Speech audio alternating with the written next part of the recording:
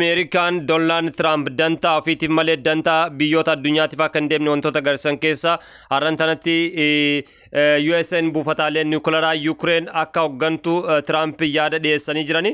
Pirezidaantiin USA Donald Trump gita isaa kan Ukraine Volodymyr Zelensky waliin marii bilbilaan taasisaniin baay'ee gaarii ta'uu ibsamee jira.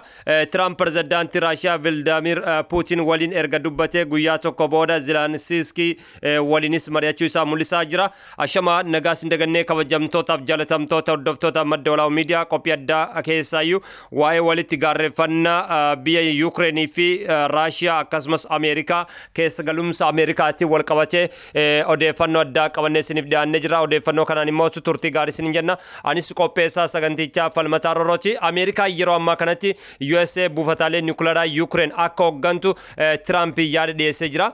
Fakkeenyaaf Ameerikaan biyya biroo deemteetti haala kanaan gaafii gaafachuunis dantaa mataa ishee eeggifachuu fi faayidaa isii duukaa kiriirtu wantoota argisiisan keessa bara bulchiinsa Donald Trump keessatti taateleen akkasii ifaan ifatti mul'achaa jiran jechaadha. Biyya takkaaf natu si beekaa natu murtee kee murteessa birmadummaa kee natu eega kan jedhu mul'achaa jiran biyyoota guddina yookaan immoo dimokiraasii addunyaa kanaaf fakkeenya taate keessa Ameerikaan ishee takka ta'aa jirti jechaadha. Pirezidaantii USA Donald Trump gita isaa kan Ukraine Volodymyr Zelensky waliin mari'atanii bilbilaan yaada gaarii akka tures dubbachaa turani. Pirezidaantiin Russia Vladimir Putin waliin erga dubbatee guyyaa tokko booda Zelenskyinis waliin mari'atee jira. Marii booda Zelenskyin nageenyi waaraan barana bulchiinsa Trump jalatti akka argamu akka amanus ibsanii jiran jechaadha. Kun ammoo kan mul'isu Ameerikaa jalatti akka kofuuf deemaa Ukraine mul'achaa jira. Ameerikaa malee akka of dhaabbattee hin dandeenye fi lola isi geggeeffamaa jiru kana qolachuu akka hin dandeenye Ukraine ibsachaa jirti jechaadha. Dhimma abbaa qabeenyummaa buufataalee humna niwukilaraa Ukraine qabxiilee marii ijoo keessaa tokko akka tures White House ibsee jira. Niwukilaraa biyya takkaa nan to'adhaa natu si qaba jechuun immoo barbadummaa biyya takkaa keessa maal qaba kan jedhu kuni gaafii lammiilee biyyaa ta'uu danda'a.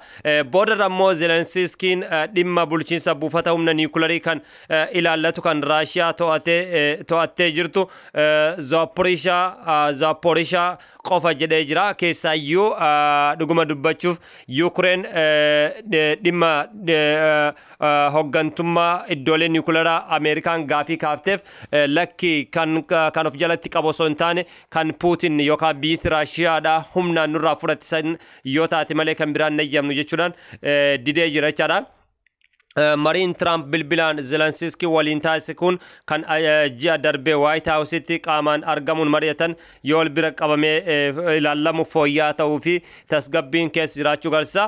Yeroo sana Trump GD Vance fi Zelenskyin akkaan walitti dheekkamaa turanii fi marsaalee hawaasummaa irratti viidiyoon sun ciccitee deemaa ture jira. Ergasiyaas aangoowwan lameen yeroo jalqabaaf waliin dubbatanii garuu aangoowwan USA fi Ukraine Suuditti wal arguun wixinee dhukaas dhaabu guyyoota 30 turu irratti wal ta'uun isaanii waa yaadatamudha. Kana keessatti shoorri Saudi Arabiyaa guddaadha. USA fi Ukraine waliigaltee kanarratti battalumatti waliigalan Putin marii bilbilaan Trump waliin taasisen dhukaas dhaabu yeroo dheeraaf turu irratti waliigalee jira. Zelenskyinis White House Trump waliin bilbilaan dubbatetti hamma tokko dhukaas dhaabu irratti akka waliigalan ibsee jira jechaadha. Misoomawwan bu'uuraa annisaa daandiiwwan baaburaa fi buufataalee doonii irratti dhukaasa ammarraa akka dhaabu waliigallee irraa jechuudhaan Zelensky'n dubbatee jira. Garuu yoo Raashiyaan wixinee waliigaltee kana sarbite biyyi isaa Ukraine tarkaanfii fudhachuuf akka duubatti hin deebines ibsanii jiran jechaadha.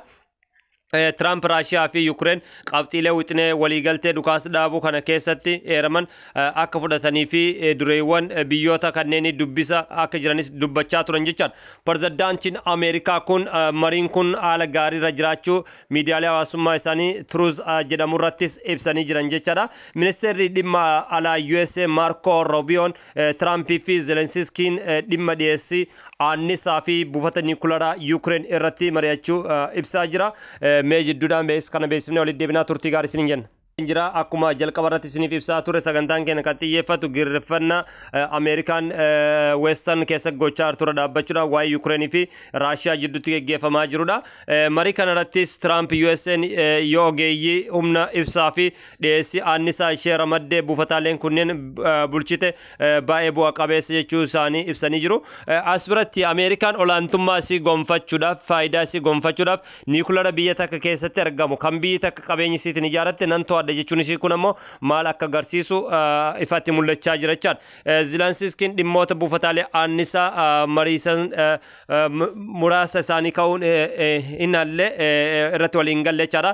Garuu hoggansa Ameerikaa akka bulu kan jedhame buufata annisaa niikulara Zooporishaa ta'uu himee jira jechaadha. Innis immoo kan Raashiyaadhaan jalaa fudhatame qofa akka ta'es bulchiinsi pirezidaantii Ukraine Zelenskiin dubbatanii jiran jechaadha. Bulchaa Ukraine kun marii Trump waliin taasisetti qofa ibsee jira. Qofu ibsee jira jechaadha. Mariin kun dhugumatti kan nageenya waaraa fidu ta'uu amanne jechuudhaanis dubbatanii jirani. Ameerikaanis waliin taane pirezidaantii Trump waliin taane bulchiinsa USA amma jiru jalatti nageenya waaraa bara kana ni mirkana jechuudhaan Zelenskiin deddeebi'uudhaan dubbachaa ture.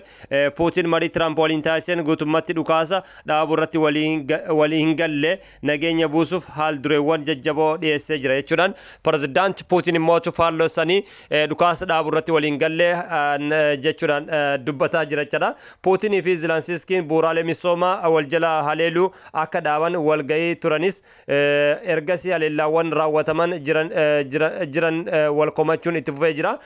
Erga dhukaasa iddoolee murteessoo irratti gochuun ni dhaabne jedhamee waliin galameen boodatti irra deebi'uudhaan banamuun isaa komiilee gurguddoo fidee jira jechaadha yeroo ammaa kanatti jechaadha.